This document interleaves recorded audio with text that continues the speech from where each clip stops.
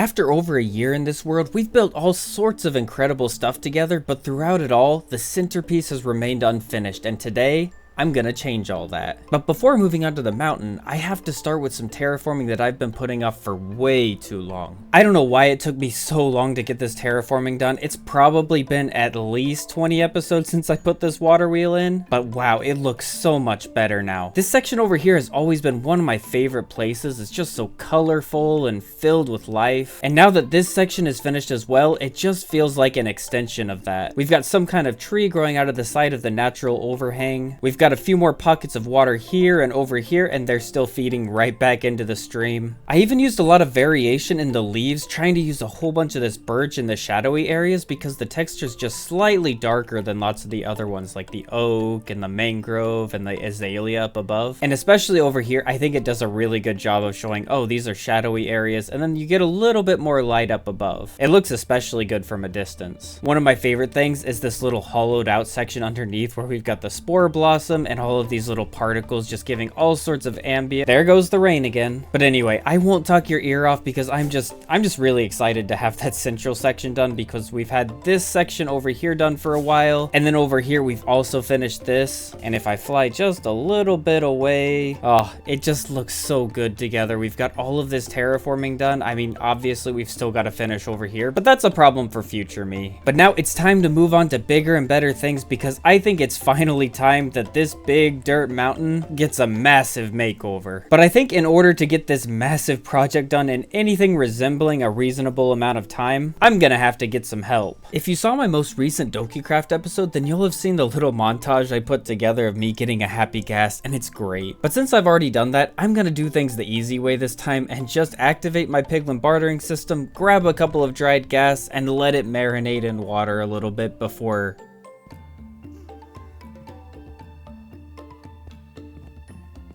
And he's stuck. Well, who knows what in the world I was thinking there, but I think the only way we're gonna get him unstuck is by destroying all of this ground.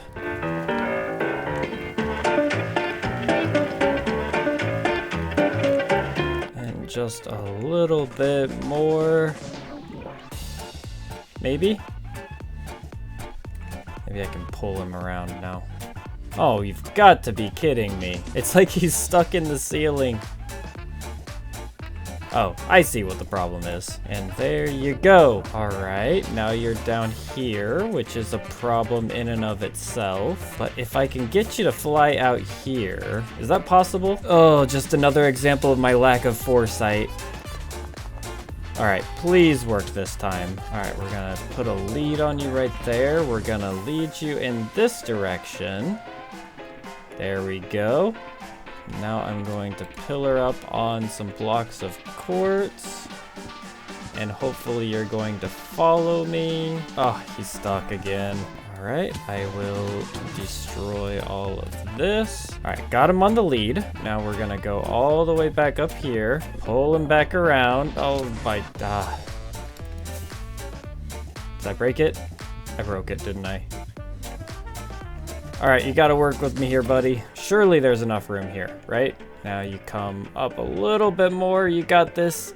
You got this, man. You got this. You don't got this. You know what? Why not? I just wanted to destroy my entire base today anyway. Not like I have anything better to do. All right, bro. You cannot tell me that you can't make it through that hole. Come on. Oh, finally. Finally, we're here. It can never be easy, can it? Now let's just get you attached to this fence right here. And after just a little bit of floor fixing, I think it's time to get started on the mountain. This is a massive project, so I'm trying to break it up into steps that are as small as possible. So I decided to start by using moss to cover up all of the ugly dirt blocks on the smoother slopes of the mountain. In fact, I think I might have taken it a little bit too far in spots, but I can fix that later. With that out of the way, I want to do a little bit of reshaping in certain areas. I built this mountain completely freehand before I even had Lightmatica to help me, and even though I still really like the overall shape, especially from this angle, there are still a few bits that leave a lot to be desired. Fortunately, I have a ton of deep slate, cobbled deep slate, and tuff left over from the bigger mountain project that I did, but I'm running low on acacia wood, so after a little bit of wood chopping, we should have everything that we need.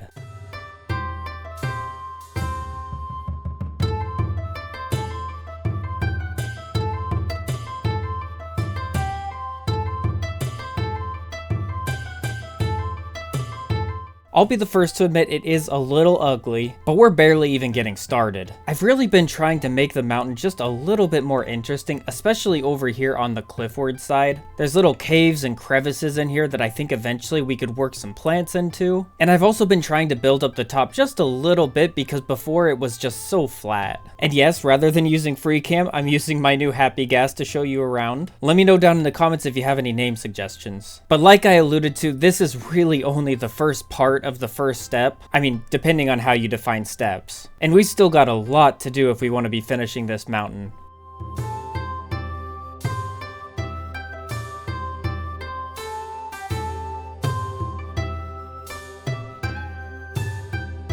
I have to interrupt this time-lapse real fast just to tell you that I'm a genius. Longtime viewers of the channel probably know that I like deep slate. I mean, considering how much deep slate you see around here, it should probably be obvious. But when I say deep slate, I mean deep slate, not the cobbled variety. The cool thing about deep slate, and don't worry, I'll make this fast, is that it has a different texture based off of how it's placed. So you can see the vertical placed one, it's got this, and if I place it against that block behind, you get this texture. And I just love that because it allows you to do some really cool texturing with it, like you can see I've done right here. The problem with that is when you actually want to place it against something, like let's say specifically this block, I want to make this the outward facing deep slate. Well, if I want to do that, it's kind of tough. I mean, I've got to come over here. I guess I can go down into this mode and place a block underneath, and then I can place a block there, and then I can finally place that block. And now imagine doing that for an entire mountain. It's just really not a viable option, which leads me to why I'm a genius. Now, I'm sure I'm not the first person to ever think of this, but I play in creative occasionally just to, you know, design my builds. And one of the really cool things that you can do in creative, actually, let me just go into a creative world real fast to show you. Here we are. So in a creative world, let's say I want to get rid of this grass block and I want to change it into cobbled deep slate. Well, bam, I can just click both the right and the left click at the same time and it just automatically replaces it. And something that I often do with deep slate is I will just, you know,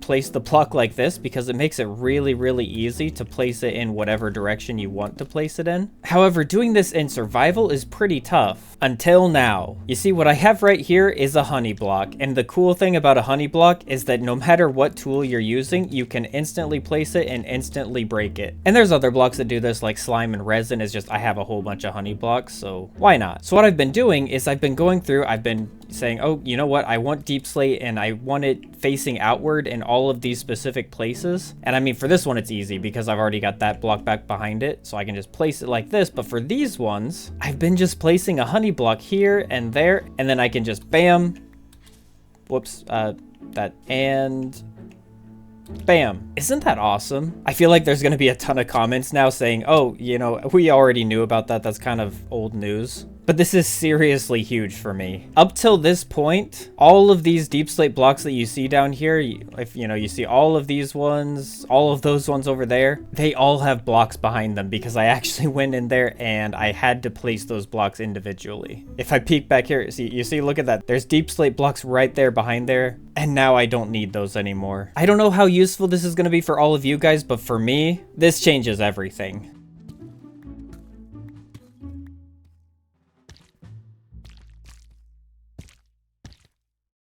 This is looking so much better. I mean, I'd still like to add a little bit more green, but I think rather than doing that through moss like we did on this big mountain back behind, I want to do it more through bushes and trees. That mountain over here is much more of a backdrop, whereas this one, I mean, if I just fly down here, I mean, we walk right up next to this all the time. So while in the case of those bigger mountains, I feel like we can get away with just using the moss, we're gonna have to do a lot more work to make this one look good. And yes, I know I haven't finished the terraforming over on this side. I'll get to that soon, but I just kind of feel like doing something a little bit different because this has been a lot of work. So to get this started, I think it's finally time that we add more than one tree. I think I'll put one here, here, here, here, here, here, here, here, and here. With a lot of these bigger trees in, it's starting to look so much better, but it still isn't looking like a forest.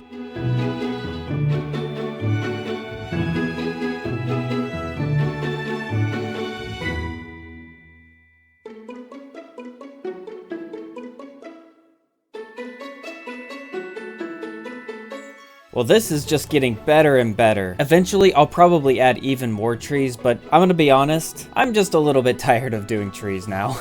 It kind of feels like that's what today's episode is all about. You know, I'd start doing something and then I get really tired of it because there's just so much to do. Oh, speaking of which, I actually already added in the cobbled deep slate and the moss over for this side of the mountain. I haven't done any of the texturing, but we can do that later. For now, I want to add just a little bit more life to the forest, and this time I want to do it on the ground. I'm really happy with the variation that we have both in like the tree species and also the size. We've got like a really tall pine here. We've got a sort of medium one, and down here I've got some really small ones as well. I really would have liked to make them smaller, but it seems like this height is just about the smallest I can do without the trees starting to look a little bit wonky. And I also have some good variation with the other trees. I modeled these ones after ginkgo trees, which are really common here in Korea. So while I only really have 2 general types of trees, well, 3 if you include the cherry blossom, but I still think it works. For now though, I've got to go on a really long trip to get all the new bush blocks and the dried grass, and I don't even know what else there is, but I've got to get all of them. I think once we get a whole bunch of those down, it's gonna look even more like a forest, and I'm just really excited for this. And while I go around gathering all of those new materials, I'm gonna let you guys in on some really exciting plans that I have for this world. This world is the world that I started my YouTube channel on, and it's the world I intend to end my channel with. And one of the many incredible things about Minecraft is that the world can evolve over time to stay up to date. Unfortunately, many of my older videos don't hold up to my current quality standards, and there's nothing wrong with that. In fact, I think it's great that my editing skills have improved so much, and I hope that someday the videos I'm making now seem equally outdated sometime down the line. However, my goal right now is to work hard on growing the channel, and I want new viewers to be able to come into this series and have a starting point that isn't a little bit hard to watch at times. To that end, I've decided to end this chapter of the channel and start the next one with season 2 of my playtime series. It will be in the same world and even include continuations of current projects, just with a higher level of quality, providing a good way for new viewers to ease into the series. Anyway, thanks for watching as always, and now let's get back to the video. I'm actually a little bit shocked at what a huge difference this makes. When I first saw these desert dried grasses, I was really excited for the kinds of things that we could do inside of a desert environment, but now I'm starting to wonder if they're not even better when they're contrasting with all these really cool greens. The bushes are also nice as just a slight alternative to the grasses, but wow, I really love the firefly bushes and the dried grass. They just provide a little bit of a different color that pops so well in this green environment. There's still a lot more that I need to do here. I want to add more trees to make it seem more foresty. Like, I don't want these really big open spaces above. I want to add some dead trees, maybe some bushes in between here, and little bits like this stream need a big update because right now it's really plain. Oh, and there's areas that I haven't even started. But things are really starting to come together, and I think it's about time that I finally get started on the big project for this episode. That's right, the huge amount of work that we've already got done. This is really only the backdrop. I've been talking about building something here on the top of this mountain for a very long time. In fact, I think the first time I mentioned it was right in the first few episodes. I have done an incredible amount of resource gathering. We've got all sorts of deep slate and blackstone. We've got just about every single different type of wood that's going to be involved in this project here. We've got lots of nether brick, lots of coral, terracotta, prismarine, and then the tough mud and a few of these various items like the copper blocks. They're just gonna be highlights. And then there's the blocks that should have been highlights, but for some really stupid reason, I decided they needed to be the main blocks. I'm talking, of course, about mushroom stems. Getting mushroom stems in any quantity more than a stack is just absolute torture, but there just wasn't any other block I could use. So without further ado, let's get started on this project.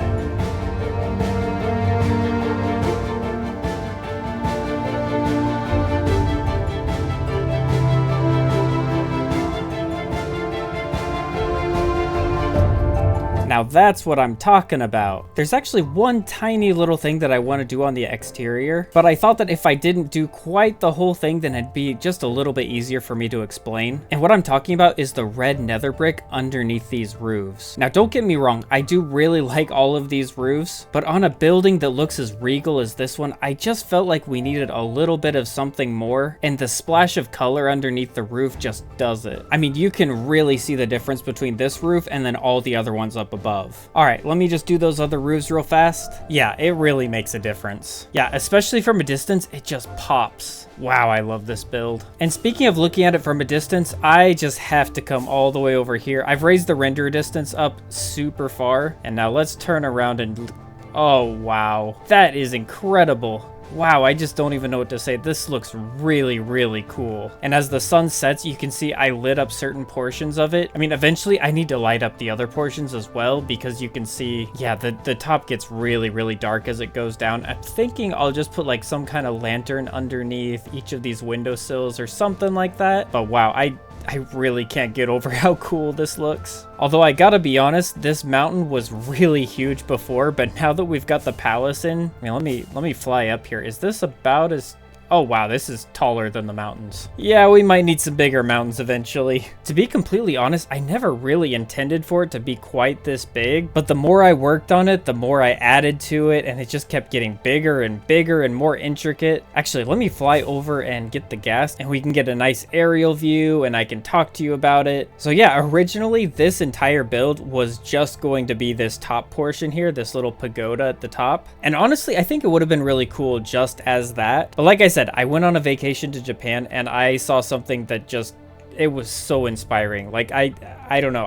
Guys, I got back from that vacation and I just had to start working on this. And I suspect it's going to be just a little bit obvious, but if you guys can guess where I went just by looking at the palace, go ahead and leave a comment down below. Wow, guys, I can't get over how cool this looks. Okay, sorry. I said I was going to talk about it and here I am just gushing over and over again about it. On to the details. I think the first thing that sticks out when you look at this is the roof, or, you know, one of the many, many roofs that are on this. Partially the shape, but especially the pattern of the roofs. I mean, it just screams Japan to me, and I really, really like it. It's not super noticeable, but I really tried to make sure that each one of these is just a little bit different. So like this one's a little bit sharper. These ones down below are a little bit more flat, I guess. You know, we've got different heights, so this one ends right there, and then this one goes all the way up. The green along the border helps to make it stick out, and the bamboo underneath is just, oh, it's so incredible, especially from a distance. I mean, it's basically the same thing as all of the red nether brick down below. It just makes the roof pop just a little bit more. And the fact that the bamboo and then the red nether brick, they're just really bright colors, so they stick out so well from a distance. Like if I come down to the front, and yeah, there's no stairs or anything, but it doesn't really look that great from close up. I mean, it certainly doesn't look bad, but it doesn't look great. But the farther away I fly, it looks so cool. Something that I've been trying to work on lately, especially with these bigger builds, is just utilizing the fact that Minecraft blocks, they start to get a little bit blurry from a distance. Or I don't know if blurry is quite the right word. You know, like pixely. And in particular with this one, all of the bamboo, it gets like that little shimmering effect when you're really far away. And I really like it. Like you can see the farther I go, especially when I move the screen, you can just see it just has that little bit of a shimmer effect. I don't know how well that's going to come through in the video. And there's plenty more on top of that. Like all of the buttons here, they have like a very similar effect. One thing that does suck just a little bit is the signs that I put in, they don't really work from a distance. Like you can see all of the signs right here, and I think this looks really good from up close, but the farther away we go, yep, they all disappear and it's just a flat mushroom wall. But to be honest, I'm not really all that fussed about it because from a distance, it's mostly the bigger structures that you're going to be seeing. And there's the rain. But what I'm talking about is like these patterns with the cyan terracotta inside the middle. Let me get back on the gas so that I can show this just a little bit better. Although, wow, this guy is really slow. Okay, there we go. So you can see we've got this little cyan terracotta section right here, and it's all framed in the dark oak with a little bit of mangrove in the middle. That's what you're gonna be seeing from a distance. And you can see from up close, it's actually pretty big. I mean, this is 1, 2, 3 blocks high. It's like each one of these is a 3x3. But when I fly really far away, and hopefully you can still see in the rain, but yeah, it gets really small until at a certain distance, it almost just kind of blends into the background. Wow, I really hate how it always has to start raining right when I'm ready to record. But on the other hand, I don't actually hate the fog effect that we get in the rain now. Like, I do think it makes walking through this forest just a little bit more interesting. And, you know, there's some really cool stuff that you can see in the rain. I guess one thing that the rain doesn't affect is looking at the interior, which is completely blank. Like, there is a lot of space in here. And I've actually been thinking about what I want to do with this. Yeah, we've got a little bit of a creeper problem, but I'm thinking about turning this into a museum. Like I mentioned when I was gathering up all of those new plant blocks, I really want to turn this into a very, very, very long-term world. Like, I've had this world for about a year and a half now, but I'm thinking like, you know, 5, 10, 15 years in the future, we could have some really cool stuff. And I just think it'd be really cool if we had a big area where we could take little snapshots of the world at different points. Like, of course, we can put maps in here, but also other tidbits from the world. Like, for example, I didn't really talk about this earlier, and to be honest, I don't even really know if anybody watching this has been around long enough to really get this reference. But in this spot right over here, like right around this area, there used to be a stack of diorite blocks. Back at the time, I think they were supposed to represent trees that I planned to place. It's honestly been so long that I kind of forgot exactly what my plan was. But in the episode where I got a whole bunch of frogs, one of them jumped up on top of there and it just stayed there. And I thought it was really cool. I wanted to keep it there. And then while I was doing the terraining, I got rid of all the diorite pillars, and without even thinking, I destroyed that one and the frog got free. So yeah, that's a shame because all the other frogs that I got from that episode are long, long gone. But fortunately, I did save him, so he's still here. I don't know exactly what I'm gonna do with him, but I'm thinking that we can go up and make maybe some kind of exhibit for him up in the museum, just to show the history of the series and to just have a place where we can go back and think, oh, you know what? I remember that. So that's probably what I'm gonna do with you. And if by any chance there are any of you who have been watching this series for a long time and you can think of other moments that deserve to be enshrined in, well, this is not a good view, that deserve to be enshrined up in the museum, please leave a comment down below and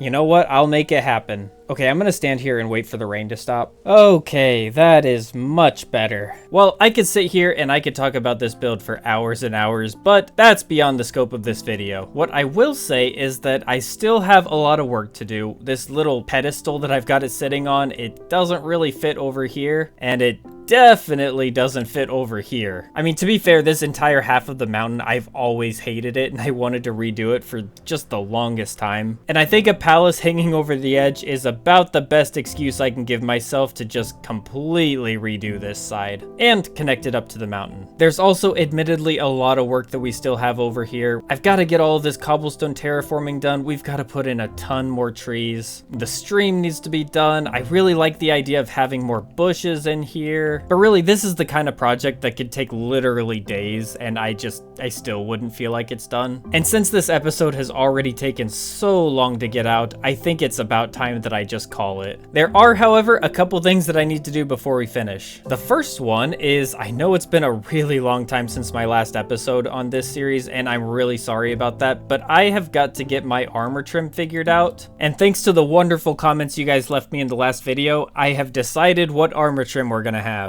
We are going to be doing silence for the helmet, for the flex. The eye armor trim is going to be going on our chest plate because we'll never see it. Sorry. And then for the leggings and the boots, I'm gonna go with the razor armor trim. One, because I think it's cool, and also because I got a comment saying I should do it. So we're gonna do it. So let me come over to this crafting table, and I gotta make sure that I make extras because that would be very bad if I just, you know, went and made it without actually getting any extras. Although, to be honest, we don't really need to worry because I do have the display version still. And now let's see if I remember how to do this. I need to get some amethyst shards because of course we're gonna go with purple. And then we come into here. Let's go helmet. We want amethyst armor shard. And what did we want? We wanted silence on the helmet. So we only need one of those. And there we go. We want eye on the chest plate. And then the leggings are going to get razor. And the boots are going to get razor. And of course, we've got to turn it into netherite because why would we not do that? I mean, It's been a long time since I lost my old netherite gear, and it's about time I got a new set. Oh, this feels so much better, guys. I have been walking around in dirty diamond armor for way too long. And I'm not gonna lie, this actually looks really cool. In fact, all of these armor trims might be another cool exhibit that we could put up in the museum. I mean, either that or we just put it inside of the armor trim shop that we already have here. But I guess we already have this display, so I don't know, maybe we can do both. And then the last thing that I wanted to talk about before I end the episode, well, I basically already told you, I'm gonna be starting a season 2 of this series, all in the same world, all doing the same sort of things. I just want to make the series a little bit easier for new viewers to come in and watch, and yeah, my first few episodes were really rough. Seriously, hats off to you guys who have been here from the very beginning, because some of those first few episodes were very difficult to watch. But I'm thinking it'll still be just a few episodes before I start season 2. There's a couple little projects that I want to finish. I mean, the first thing is just getting little details done, like the sides of the library have not been done since like episode 2. There's still a hole in this roof for some reason, I don't know why. We haven't done any of the terraforming around here, and I still want to extend the village back behind the library. There's just a lot of stuff that I need to get done, and I want to, I don't know, not necessarily bring the series to a conclusion, but at least like, I don't know, do some house cleaning, I guess, before we start the next season. Hopefully that makes sense. But yeah, there's gonna be 1, 2, maybe 3 episodes before we actually start that. But I just wanted to let you guys know what I'm thinking and what's going to be happening, because wow, I don't know, just looking at this is making me so excited for all the cool things that are gonna be coming in this world. Oh, this little plaza area is another thing that I need to finish. And the interior of the library. Wow, this is... Oh, how have I not done anything with this yet? But alright, as much as I want to keep this going, we are going to have to end this episode somewhere. And this might as well be it. This has been an absolute behemoth of a project. I mean, just this palace all by itself. I mean, I'm calling it a palace. Maybe I should call it the museum. But whatever, the museum is basically... I mean, this thing is really close to a mega base just by itself. I mean, this thing is massive. If I come inside here and I fly to the top, I mean, I need 2 rockets just to get to the top. So, I mean, I feel like that's getting oh, okay, I should be really careful. There's probably creepers up here. But then on top of that, we've got the whole mountain down below. And this thing, I mean, it's hard to believe that this all happened in the same episode, but we completely transformed the mountain. And while it's not completely done, it's looking so much better. So if you guys enjoyed this episode and everything that we got done in it, it would just mean the world to me if you left a like or commented or subscribed if you haven't. Oh, and I completely forgot. I meant to do this ages ago, and I just keep forgetting, and I wanted to do it on camera, but we have so many of these Swift Sneak books from all of the, well, you guys remember all the Ancient City runs we did. But I think it's about time that, and I don't know why I used a crafting table. Let's grab, not boots, very nearly made that mistake, but let's grab the leggings and a Swift Sneak 3, and let's put those on. Ladies and gentlemen, we can officially sneak fast. Or should I say, swiftly.